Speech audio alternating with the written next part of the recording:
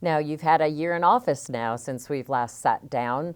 I understand, too, there's a lot of appointments and reappointments coming up to the various boards and governing authorities, the commissions and such, that are ancillary to the Macon-Bibb County government. So what is your process for going through and evaluating who might need to be replaced and just the new people you're bringing in? Can you share a little bit about that? Sure. We'll get back to where during our transition team, we had a very unique transition team that I believe represented a cross-section of all citizens of Macon-Bibb County. I want to encourage people to get involved, and I want the diversity on our boards to be similar to what it is in our community. So we've been intentional about that, and our boards are the same way. There are some boards where it really takes several years to get trained and to stay on that board, and therefore they have kind of term limits. So when these positions come up, number one, we go to the people that are running these boards and indicate this particular person is coming up for renewal in the next couple of months. Is this person that you think continues to add to the board? Do they show up to the meetings? Do they provide input? Do we need a change there? Sometimes they automatically have to roll off the board.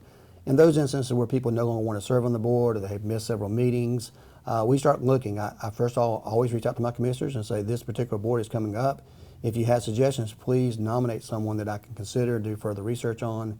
And then I depend on my team. Some of my transition teams, we reach out to them. Leadership Macon, we reach out to them. And of course, our own staff and the community members that we work with. We want everybody to have a fair shake, so we have a good, diverse group of leaders that come on these boards.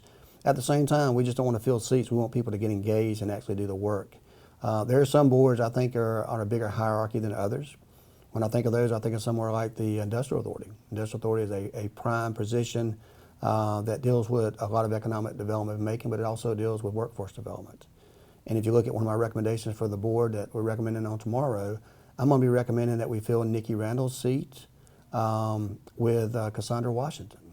I think if you really want to talk about having an educated and a quality workforce, what better person to go to is someone at the school system that runs a college and career academy. So Cassandra is a excellent member that I met at the school board. I watched her on a daily basis, see what she does, what she brings to the community. She was on my transition team. She knows what workforce development is, and I think she'd be a valuable asset to that. Instead of just having the same old, maybe businessmen that you generally have on that board. And certainly I want to make sure that African American female was represented on that board, especially after Nikki Randall is no longer going to be on there. So we look at those things. Urban Development Authority is another one of those top boards that you have to, you can't just pull out of a hat and say next person up. It requires a certain skill set that you bring. I think about Jim Crisp. I put him on the board this past year. And the reason I did that is because I knew that his skill set in dealing with theater and being involved in Macon and LBGT and the whole gamut. I think with the amphitheater coming out, he would be that person that can look at that and say, this is theater, this is music, this is a good perspective. So, and he certainly knows what's going on downtown as well, and he's connected to the community. He's been doing it a long time. So those are the type of things that goes behind my decisions. We want to make sure people are the right fit for that particular board. And we try to accommodate as much as possible, but some boards are more popular than others, and certainly another one comes to mind is planning and zoning. You want to make sure that people understand what planning and zoning is, and they understand how that all works together in a total plan for Macon-Bibb County. So when those boards come up, they're prime board appointments that we have to really take a deep dive into. And then, like I said, we always want to get commissioner input anytime we can, and certainly they have to approve most of these boards as well. We've talked a lot about the economic development on the West End and such, but now a year in, how do you stand on some of your other key initiatives, such as battling homelessness and crime? Well, we'll take the homelessness first. We've just been awarded the State Visionary Award for the cities in Georgia, over 400 cities, and we were awarded the top award. That was largely in part of how our community came together in a collaborative effort to take care of our most vulnerable at Brookdale. We're very pleased with that. We're starting to get a lot of national attention on that, on how do you do that, and how do you bring this together in such a short time. We want to build on that, and we're going to continue to do so. We have 41 children still out there now. Housing first is our motto there, and we're going to continue to make sure that that's going to be our ultimate goal. It's not the end all for everything, so we have to work with our partners that we're continuing to do behind the scenes with the Homeless Coalition and other important members that we have here to tackle that issue. It's something that we're always going to have. But right now we're looking at short-term, mid-term, and long-term solutions. Where can we make our biggest impact as soon as possible? At the same time, we're going to have to get professionals, professionals from Atrium, professionals from Navicent, from Piedmont, from River's Edge, all the professionals that we have in that area. They're going to have to be a seat at the table for these chronic problems that we have. Unfortunately, Middle Georgia and Macon-Bibb County do not have the resources, the staff, or the facilities to address that issue. We like to think we do, but honestly, we do not have any of those above. And that's something it's a probably 20 to 30% of the ones that we have, but it's certainly a need that we have to have in our community. As far as the crime is concerned, it's one of those, it's a tough subject to discuss. It's one of those things that does keep me up at night. I get the call in the middle of the night, I get the call in the morning, I get the text in the morning. Certainly, I get the pushback on the community from media updates. I think one of the things that we have is people get these updates all the time with notifications from different media sources. So they always think there's a problem. But if they got updates from other communities, I think they would have the same problem. We went back and looked at some numbers, and it was interesting to me, if I'm correct, I think in 2019 we had 25 homicides. 2020 we had 51. And we had 54 if you want to count the homicides in 2021. So you go from 25 to 51 to 54 in that period of time. You think about, what are the biggest reasons for this? Is making that bad? Is it something that we're doing here that causes that issue? But you think about what happened during that period of time. And I've read some materials on this and some articles on that, and it became very eye-opening to me. So you take away the two biggest organizations that help youth, that help with problems, that help us as individuals and grow. And you think about the faith base. So you think about the churches and the counselors and the family network you have there, and you think about the school systems with the counselors and the fact that we have your children for several hours a day making an impact on them. And what are the two biggest organizations that shut down during the pandemic? It's no secret that because you shut those places down for better or worse, it's having an impact. You don't just have that kind of a jump. So I think that's part of the situation that we have and trying to figure that out.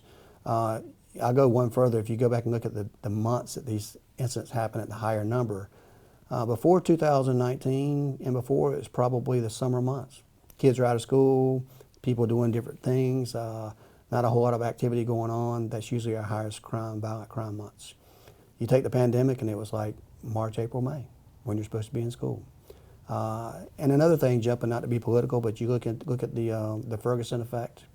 When we went to all those neighborhood meetings, from town hall to town hall, discussing crime, and a lot of those were in impoverished areas, predominantly minority areas, what they were telling us is we want more of a police presence. We need more police. We want more security. But if you're talking to the authorities, in their mind they're saying, we can't over-police. We can't be there all the time. We can't look like we're targeting this area.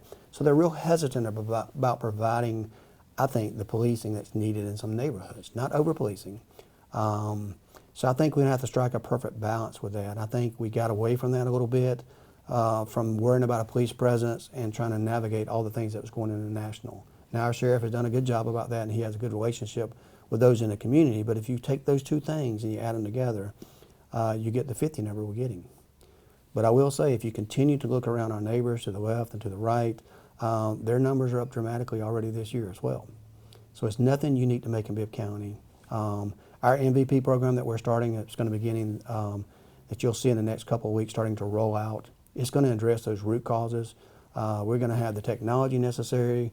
Our $40 million incentive program has already shown success between who retired last year and who is still working with us now. We've seen that number decrease on the amount of turnover that quickly. We have hired part-time officers, more part-time officers than we've ever been able to hire in all of our history that I'm aware of. And that's an initiative that we got out there.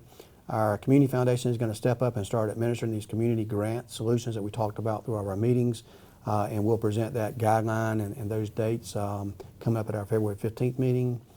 And then we have our crime interrupters that we're going to be awarding some contracts to, our shot spotter through the technology. All those things are just now coming on board. You have to remember that I'm still just 6 months into my budget as the new mayor.